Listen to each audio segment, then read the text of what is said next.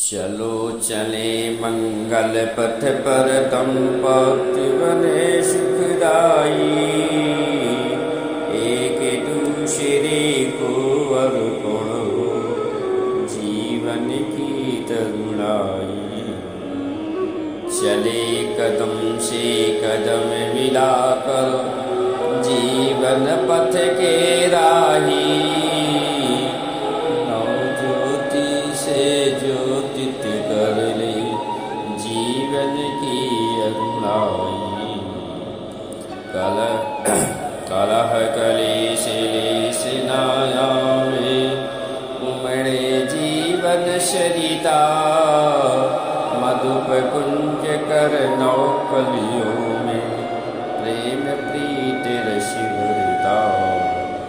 धर्म कर्म की गूंजे दिश दिन आंगन में शहनाई। चलो चले मंगल पथ पर दाम्पत्य बने सुखदाई। मान्यवर, गृहस्थ आश्रम के मूलाधार पति और पत्नी है। अन्य परिवारी जन इन्हीं के अंतर्गत आते हैं। जितना अधिक पति और पत्नी में प्यार होगा उतना ही अधिक गृहस्थाश्रम सुखी और समृद्धशाली है। सुनिए कुछ वेद की विचार। ओम शमं जन्तु विश्वे देवा समापो हयानिनो। शं मातरिषुवा शं दाता शं देष्टि ददातु नो। वर और कन्या दोनों प्रतिज्ञा करते हैं कि जगत पिता परमात्मा ने हम दोनों को गृहस्थ जीवन का सुख भोगने के लिए संयुक्त किया है। आज से हम दोनों का मन वचन कर्म एक हो गया है। जैसे दो स्थानों के पानी के मिल जाने पर संसार का कोई भी वैज्ञानिक अलग नहीं कर सकता, इसी प्रकार हम दोनों को भी कोई शक्ति अलग नहीं कर सकती। यह है यज्ञवेदी पर की गई प्रतिज्ञा, जिसका पालन करके पति पत्नी जीवन पर्यंत आनंद का उपभोग करते हैं। इस प्रतिज्ञा के मंत्र को बोलकर यज्ञ की परिक्रमा करने से पूर्व आचार्य वर को खड़ा करके तथा बैठी हुई कन्या का हाथ ग्रहण करा करके पुनः प्रतिज्ञा के मंत्रों को वरकन्या से बुलाते हैं। कहते हैं, द्रविणामिते सौभक्त्वाय हस्तं मया प्रत्यादरदस्तु। भगो वर्धमाशमिता पुरं त्वा दुर्गाभृत्याय देवाः। वर कहता है, मैं तुम्हारे सुख सौभाग्य की वृद्धि के लिए तुम्हारा हाथ पकड़ता हूँ। तुम मुझ पति के साथ वृद्धावस्था पर्यंत आनंद पूर्वक रहो। मान्यवर, कुछ वेद की ऋचाएं सुनिए और विचार करिए। गृहस्थ जीवन में नारी के समान कहते हैं, ओम श्यामा साम्राज्ञी ससुरो भव। साम्राज्ञी सश्रवां भव। धनान्दरि साम्राज्ञी भव। साम्राज्ञी यदि ते अनुव्रतः पितुः पुत्रो मातरौ सम्मनाः। जायापत्ये मधुमतीं वाचं वदतु शान्तिवाम्। हमारे घरों में दूसरों की बेटियां जो वधू बनकर आती है, उनका कितना बड़ा अधिकार है, इसका वर्णन वेद भगवान करते हैं।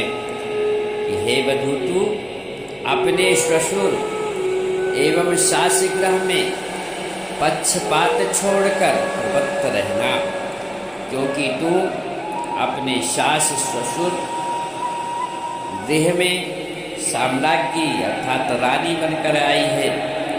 प्रेम युक्त होकर उनकी आज्ञा का पालन करना और जो मेरी बहन जो तेरी ननंद है उसमें भी प्रीत युक्त रहना, और जो मेरे भाई जो तेरे देवर हैं और ज्येष्ठ उनमें भी प्रीत से अधिकार पूर्वक अविरोध रहना।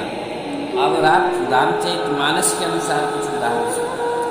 जब श्री राम अपने भाइयों सहित विवाह करके जनकपुर से अयोध्या वापस लौट कर आते हैं, महाराज दशरथ रदिमास में सभी रानियों को बुला करके शिक्षा देते हैं, कहते हैं कि वधू लगी कनी पर घर आई, राखिबु नयन पलक कीन्हो। वधू लगी कनी पर घर आई, कहने लगे कि ये लड़कियां जो हमारी पुत्र वधू बनकर अपने माता पिता के घर से दूसरे घर में अर्थात हमारे घर में अपनी ससुराल में आई हुई, यद्यपि ये यहाँ की महारानी है, फिर भी आप सब उनकी अच्छी तरह से देखभाल करना। जैसे पलकें आँखों की सुरक्षा करती है उसी प्रकार उनकी सदा सुरक्षा कीजिएगा। इन्हें वधू और बेटी दोनों का सुख देना। आगे सुने। जब श्री राम बन जाने के लिए तैयार हो जाते हैं, माता कौशल्या से विदा मांगते हैं, तो माता कौशल्या ने देखा कि सीता जी गर्दन झुकाए खड़ी है। माता समझ गई कि पतिव्रता सीता जी राम के साथ बन जाना चाहती हैं। तो माता कौशल्या राम से बोली, कहती हैं कि सुनहु तात सियायति सुकुमारी, सासु ससुर परिजन ही प्यारी। कल्प बेल जिम बहु विधि लाली, सीच सनेह सलिलभति पाली। फूलत फलत भयउ विधि बामा, जानी न जाई काहे परिणामा।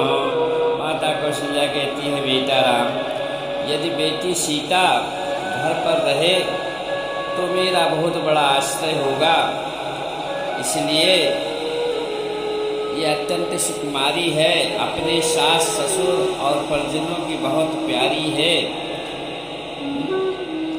बेटा सीता को वैसी शिक्षा दो जिससे अयोध्या का राजगृह बिल्कुल सुना ना हो। लेकिन श्रोतागण, आगे जहाँ आप पति और पत्नी के स्नेह की पराकाष्ठा देखेंगे, वहीं उक्त जो चौपाई अभी बोली है उसे सुन करके जाना होगा कि सास का बहू के प्रति कितना ममत्व है। और सुनिए कि जीवन मूरी जिमि जोगवत रहूं, दीप बाती नहीं तारने कहूं। सोई सिया चलन चाहती रघुनाथा, आयसु काह हो ये रघुनाथ। माता कौशल्या कहती है, हे राम,